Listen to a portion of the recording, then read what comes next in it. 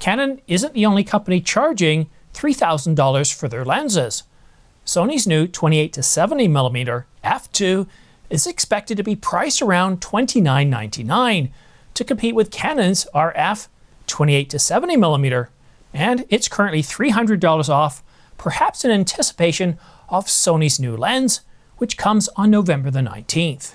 But the big question is, will the Sony 28-70mm be better than the Canon 28-70mm?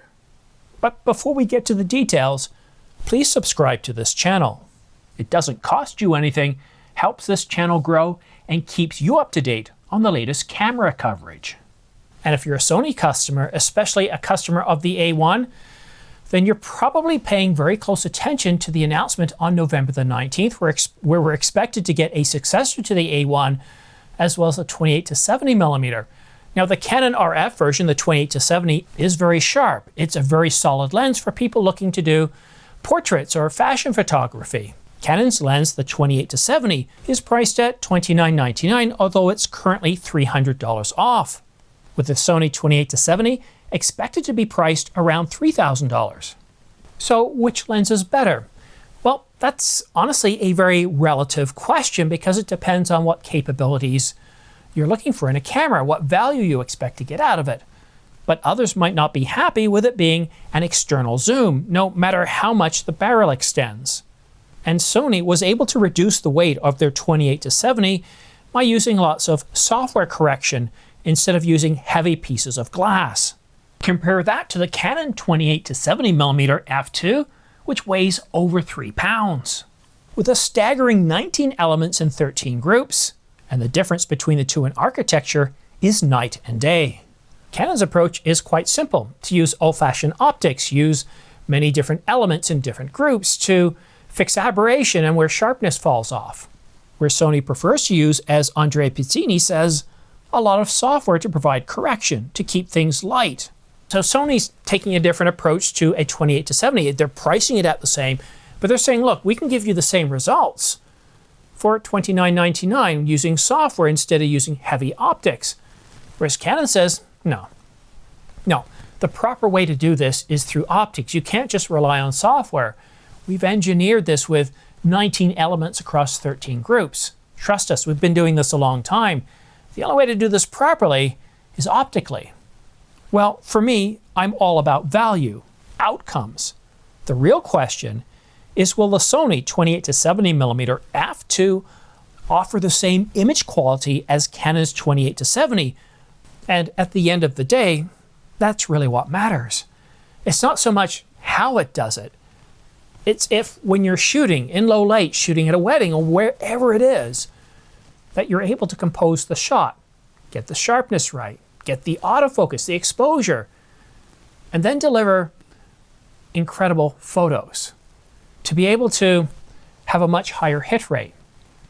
Clearly, based on what Andrea Pizzini at Sony Alpha Rumors has said, well, the Sony lens is taking a very different approach than Canon's hardware optically designed lens, the 28-70. And one thing is certainly clear.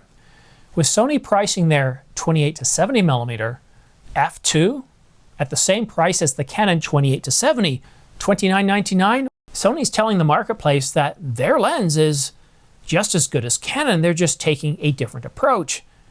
Instead of having a heavy, bulky lens that weighs 4 pounds, they're delivering the same results for half the weight at 2 pounds. So what do you think?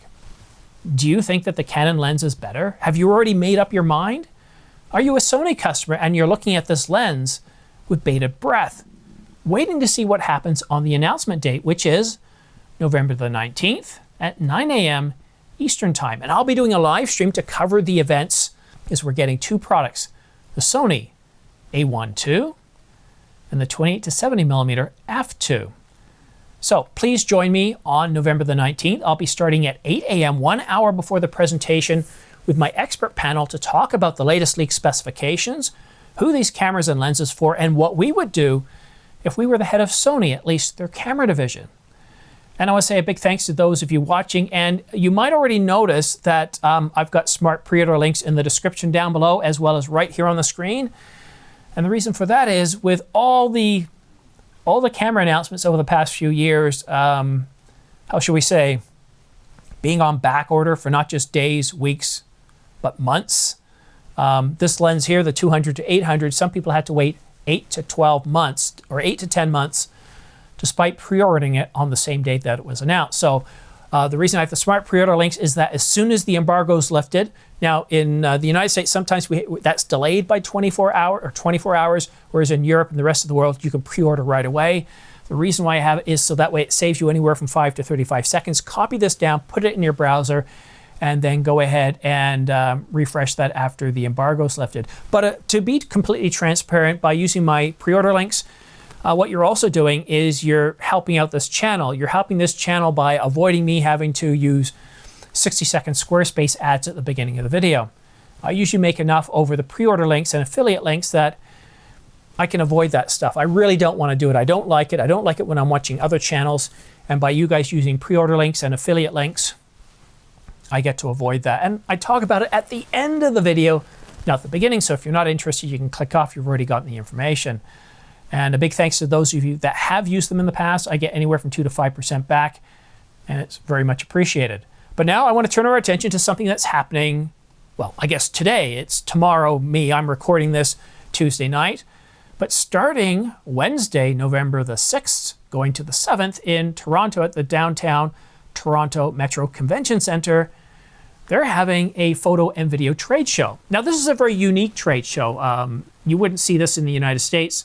In places like Las Vegas, where you have various trade shows, they're either dedicated to video, such as NAB, or to stills, because they're huge, the trade shows, dealing a much larger population, whereas in Canada, it's a fusion. You've got companies like Red, Ari, as well as Canon, Nikon, Panasonic, Leica, as well as Calibrite, Sigma, Tamron. You've got representation from stills as well as cinema, and that's what's really exciting about this trade show. And if you live in Canada, I really encourage you to attend, because you're not going to find any other event that takes place in the city that's actually free. I had to do a double take because I couldn't believe it. Free registry, free admission, and yeah, you can register online, print off the badge, and you actually don't have to do the lineup when you get there. I'm kind of gobsmacked. It's like something free in Toronto, a trade show. Kind of bizarre, isn't it? Anyhow, I'll be there tomorrow morning. I do have some business to take care of at a local camera store, but I should be there by 11 o'clock at the latest. I'm looking forward to seeing who's there. Will you be there? But also checking out some hands-on with Canon, with Sigma, Tamron, Red, Ari, and a whole bunch of others. It looks to be very exciting with all the vendors that, or exhibitors that are going to be there. If you check out the website, Profusion Toronto, that should bring it up. You'll see all the exhibitors that are going to be there. Anyhow, thank you so much for watching. Have yourself a great day, and we'll see you again soon.